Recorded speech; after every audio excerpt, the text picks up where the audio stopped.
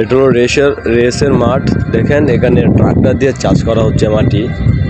প্রতি 10 মিনিট পরে পরে একবার করে চাষ করা হয় এই মাটিটা। দেখেন কত বড় বড় এক একটা ঘোড়ার পায়ের দাগ। আর এটা হলো ওয়াল স্ক্রিন।